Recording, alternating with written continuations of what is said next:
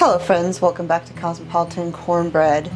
So today I am going to be doing some canning. I have got 20 pounds, this isn't even all of it, of ground beef that I thawed out yesterday. Yesterday I went out to my freezer and was doing a little bit of inventorying, see exactly what all I had out there, because Mr. Smith is on a hunting trip. And if all goes well, he'll be coming home with a whole lot of meat. Ideally elk. And elk are pretty big animals, and so I'm wanting to go ahead and can some of the meat that I have out there from our half cow that we got several months ago. So not only do I need to make space in the freezer, but also, you know, I've talked before about my concern about relying on freezers to store so much food, because if the power goes out, the freezer goes out, you've lost a lot of money, a lot of food, and that is nourishment for your family. And you know, nowadays good, healthy, know your farmer food, it's pricey, and you don't want to waste money in this day and age. And so canning more of my meats is something that I've really been wanting to do anyways, and this is just the perfect thing to motivate me to get some of that done. So now I have never actually canned plain ground beef before.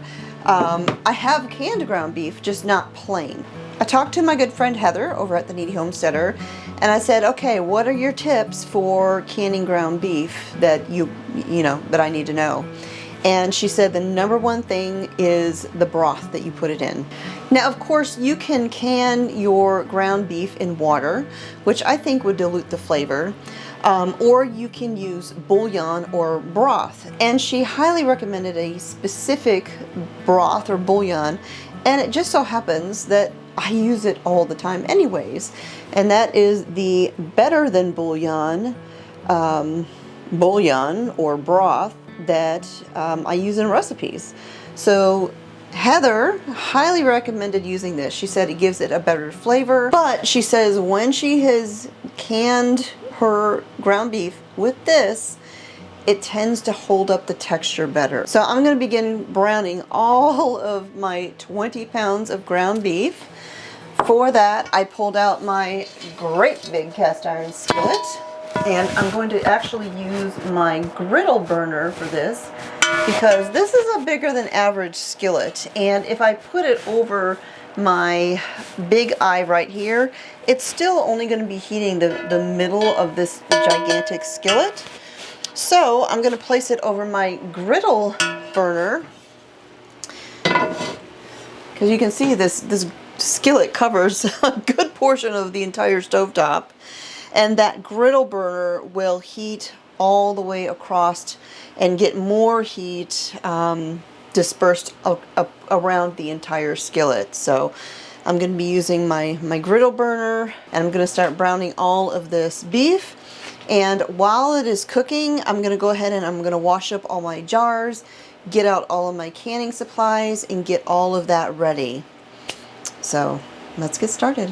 Friends, I'm happy to be partnering with Sanctified Supply Company. They are the people who make all of those great Biblical Feast t-shirts that you often see me wearing, and several more of the shirts that I have. You can find the link to their website in the video description down below, and check out all of the things that they make. And when you shop there, you can save 10% if you use my discount code Cornbread. Go check them out.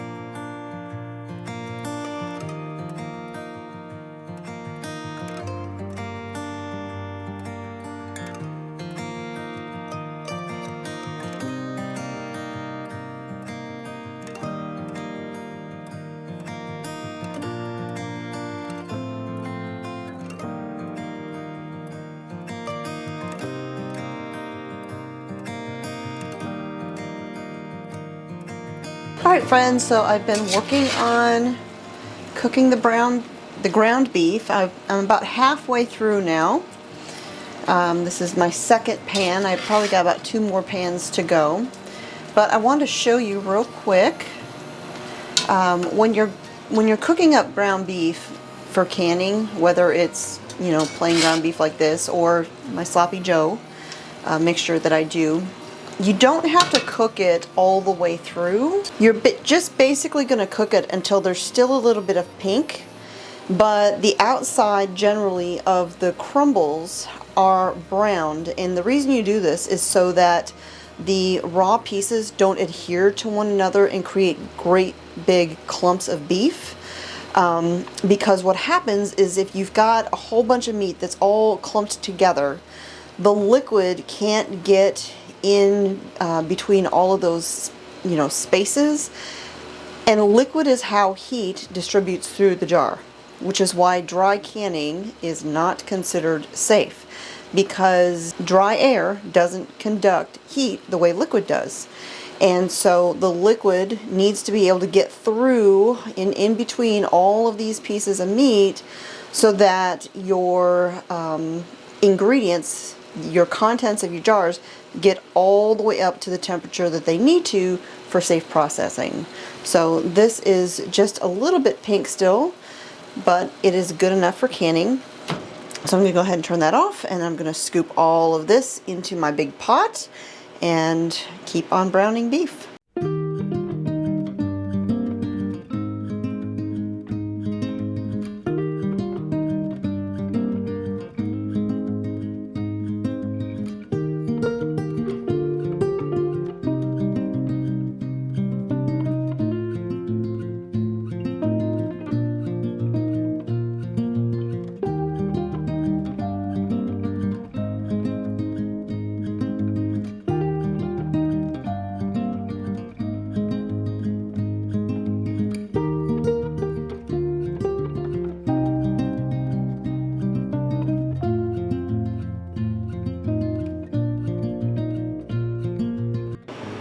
Alright friends, so we are ready to get started jarring up all of the ground beef.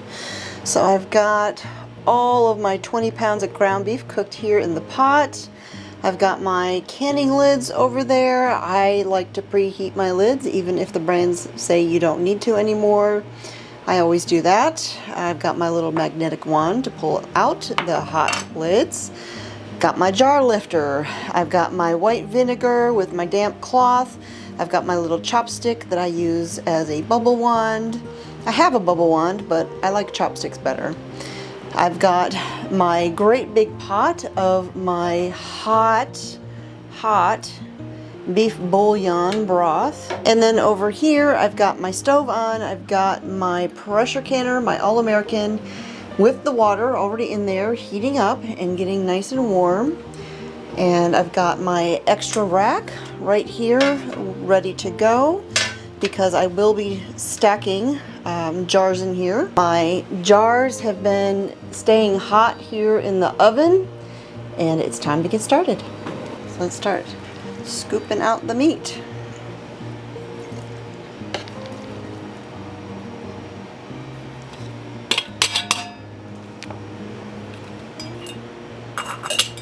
You want to kind of give it a little shake, but you're not going to pack this real tight.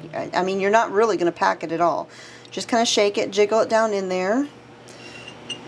And I can handle a little bit more. Just a little bit.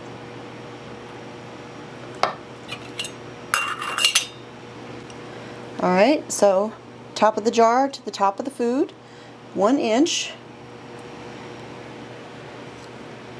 So now we're going to ladle in the hot broth, water, or, you know, bouillon. And again, we're going to go to 1 inch headspace, top of the jar to the top of the liquid for the contents.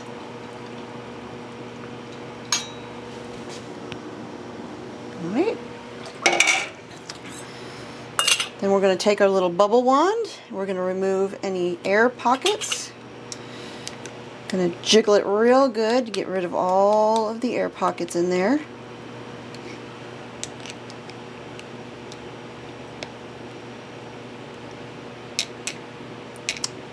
And then a lot of times when you do that, you'll have the liquid drop down. And so you may need to adjust. So we'll add a little bit more. Bring that back up to 1 inch. And then we're going to take our damp cloth. I'm going to pick a little spot. I'm going to dip it in my white vinegar. And then we're going to clean off the top of this jar real good, because we want to make sure that there is no residue on the top of this jar. Because if there is, especially something like a meat, that grease can cause your jar lid to not seal properly. I'm going to put a ring on, and then we're going to go into the canner.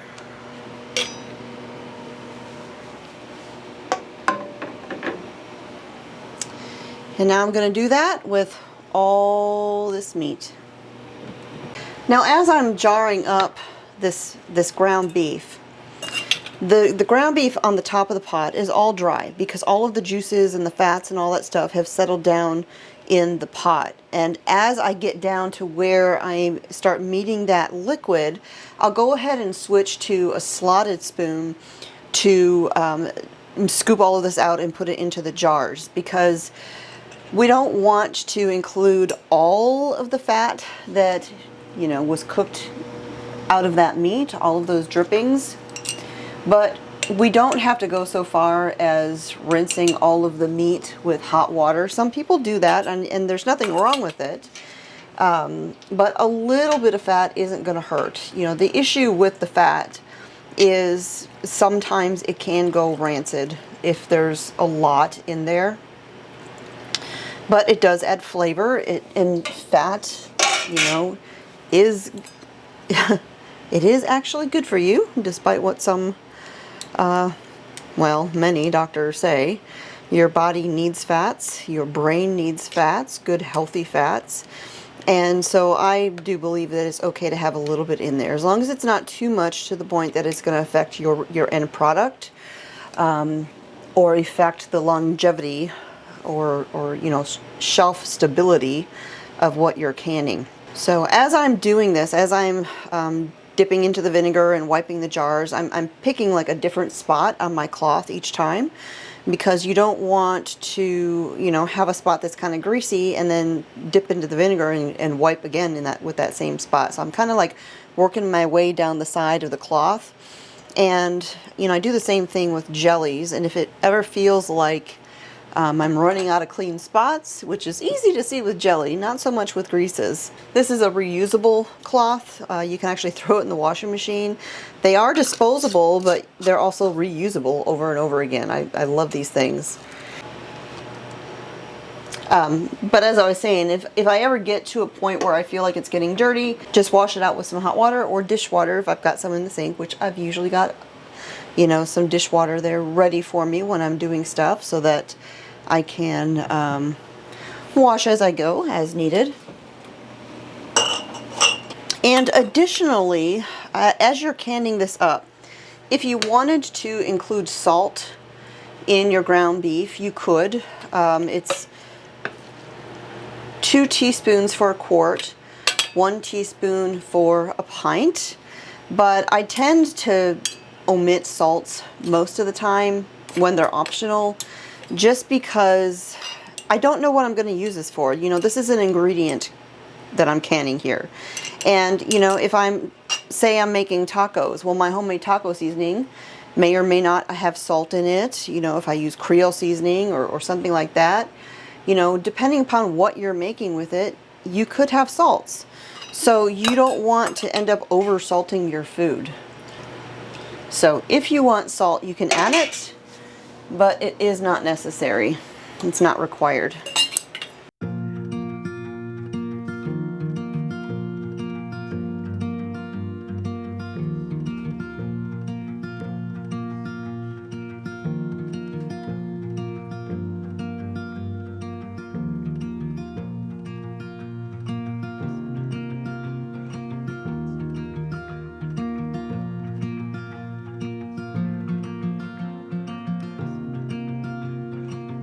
Alright friends, so I've got all of my ground beef in the canner. Now, 1 pound of hamburger would be a pint, 2 pounds for a quart. So I should have had 20 pints of ground beef. I had a lot more than 20 pounds. I forget the exact number, but I filled up my green All-American canner, and then I pulled out my other one here, went ahead and finished off with the ground beef, and then I filled the entire rest of the canner, stacked it up with jars of water, because you want to kind of fill up all of that empty space when you're pressure canning, and filling it up with water, that water will be sterile, it's sealed, and it's good water for emergencies. So anytime you're canning, whether it's pressure canning or hot water bath canning and you've got some space, throw some water in there.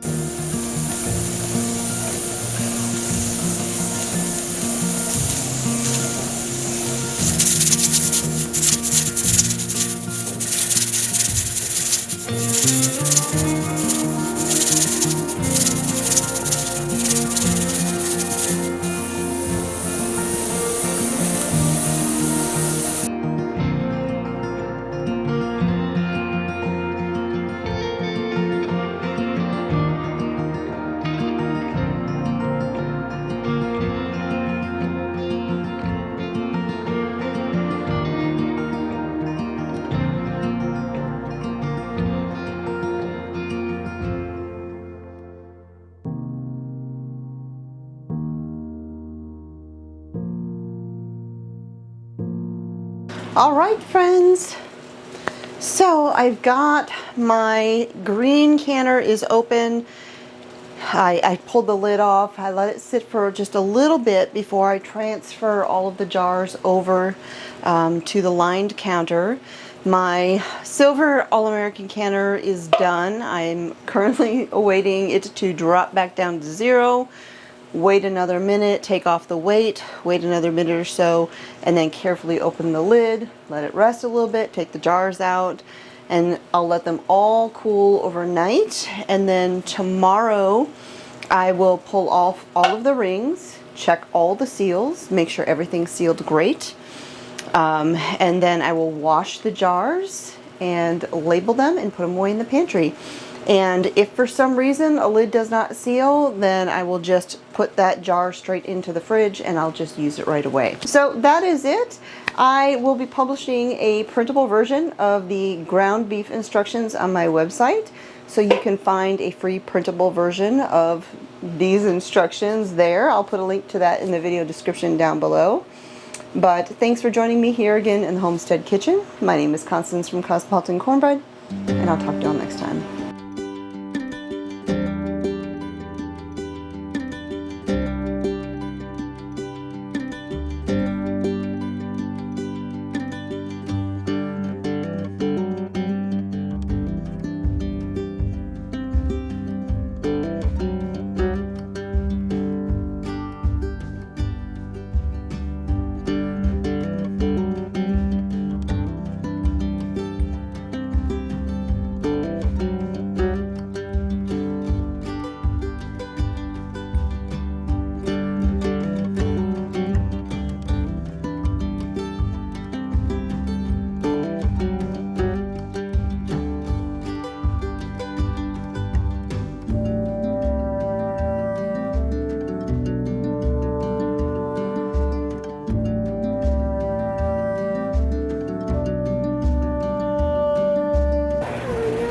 Oh no, what? Oh, say cheese. Ready?